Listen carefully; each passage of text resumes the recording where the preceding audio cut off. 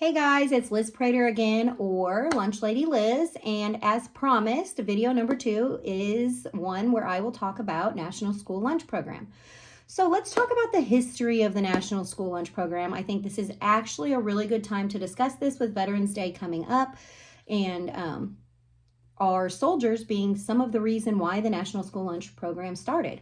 So back in 1946, President Harry Truman signed the National School Lunch Program into law, right? There was the Richard B. Russell National School Lunch Act, and that act passed. And that act was put into place so that students across the nation had access to nutritious meals at school. And also because there were a large number of our soldiers or people enlisting during World War II that were malnutrition, and they were turned away. So because of that, the National School Lunch Program went into effect. It was also a way to help excess farm surplus make its way into schools, which we still have that. If you work in K-12 food, you would call that commodities, right? We do get commodity items from the USDA, anywhere from meat product to canned product to fresh produce. So all of that is because way back in 1946, the Richard B. Russell National School Lunch Act was signed into law by President Harry Truman. So when this first started, there were about 7 million children that were fed on the National School Lunch Program. The most recent data I was able to pull was that in 2016, more than 30 million students across the United States were being serviced by the National School Lunch Program. Now, I think it's important to know that every school does not participate in the National School Lunch Program. There are benefits to doing it, and it doesn't always work out for everyone, and there are benefits on the other side for not doing it. So who administers the National School Lunch Program? Okay, well, it's oversaw by the USDA and then state agencies. The National School Lunch Program has a set of guidelines that have to be followed at a national level, and then there are states that add to that and make small revisions as well. So the program works in any public school or nonprofit, private or charter school as well. And it can also be ran in childcare institutes. So it's important to know that this is available to anyone who would want to apply for it. But once you apply as a school district or as a food school authority, you have to then abide by the rules and regulations that are set forth by the USDA. There are meal pattern requirements. There are income-based requirements for students to receive free and reduced lunch as well. And all of those guidelines are set forth by the USDA and by the Food and Nutrition Services of the United States. So it is important to understand that this program is available, that more than likely your child's school is running the National School Lunch Program, but there is a chance that there is not. But more often than not, they are. There are private schools out there that opt not to, but more often than not, schools do opt into this because they are subsidized. There is a reimbursement for your free children, your reduced children, and your full paid children. That reimbursement helps offset the cost of your school nutrition program.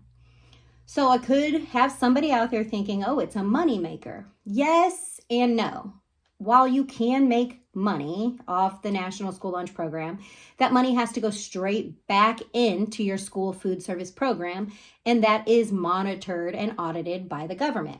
You also cannot have an obscene amount of money sitting in your food service account at your district or your private school, charter school, whatever, right? You cannot have a bunch of money left over. So the goal isn't to make money off the National School Lunch Program. The goal is really to break even. And a lot of schools struggle to do that with the cost of inflation and labor going up and whatnot. So the reimbursement rates for your free, paid, and reduced students goes back into your account. You can either then use it to buy product, pay labor, pay a food service management company if you are partnered with a food service management company, to buy new equipment, upgrade the kitchen, whatnot. So to qualify for free and reduced, you do have to hit the national standard, which is updated yearly based off of inflation and trends inside the government and our economy. So not all students get free meals, not all students get reduced meals, and not all students pay full price for their meals. It is income-based or situational too. If you are a child in foster care, or something like that, or if you're like below the threshold and your family receives like TANF or SNAP or food stamps, whatever it's called in your state, you qualify automatically for the free or reduced lunch price.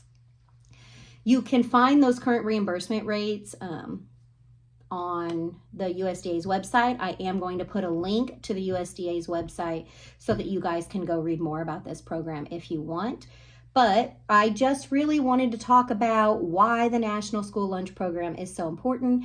And for me, the main focus back in 1946, and it's still the main focus today for lunch ladies, lunchmen around the world, is to give nutritional food to students who may not see that anywhere else.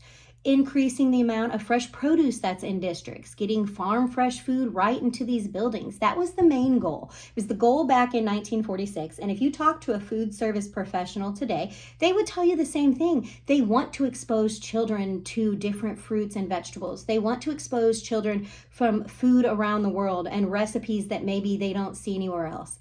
They want to expose children to home cooked meals versus the heat and serve items that we see so traditionally. And every kid loves a cheeseburger and french fries or chicken nuggets, and we don't want to take that from them, right? It's important to us that kids have what they want, but also as adults, it's important for us to educate students on other things that they may like if they're just willing to try it. So like I said, I will make sure to put some links to the National School Lunch information in the comments. I think it's important to read up on it. And I also think it's awesome to go all the way back to World War II and say, hey, our government cared about our children. And while yes, they did care about making sure that we had soldiers that could go fight for us in World War II, malnutrition was the focus there, right? We wanted to make sure kids had what they needed to have strong bodies. Yes, some of them went to war, but some of them also became politicians, doctors, teachers, blue collar workers even. They're people who are running our country. And so our government caring enough to say, hey, how do we help schools feed kids and make sure that everything is helping our children grow and develop, I think that's a great decision to have been made. So like I said, if you don't already follow the USDA website and get their newsletters, you should absolutely do that. The information that comes out is invaluable if you're in the field. And honestly, if you're a parent with a child in a school, it's good information to have because, you're raising your child. The school's helping with that in a small way. But understanding why the school food service program makes the decisions that they do, I think helps everybody understand that what's happening in the school cafeteria is intended to be the best thing that could happen for that child. So thank you for signing on for episode 2 of Lunch Lady Liz. I appreciate you guys joining. I know I had a few blunders in there. I'm kind of doing this off the cuff. I want it to feel very relaxed and not staged. And so this was my first video attempt and it's going to be the one I upload. I appreciate you guys joining. And next week, I plan to talk about offer versus serve and what that looks like and why offer versus serve is something that happens in a school lunch program and a breakfast program and what the benefits are of that. And then I plan to do another video where I bring my daughter Ava on and I'm going to talk to her about a child's perspective of the National School Lunch Program and school food and what she eats and how she enjoys her school meals and the fresh produce that she gets. So again, thank you for joining. It was great to have you guys here and I look forward to talking to you guys more next week. Thank you. Bye.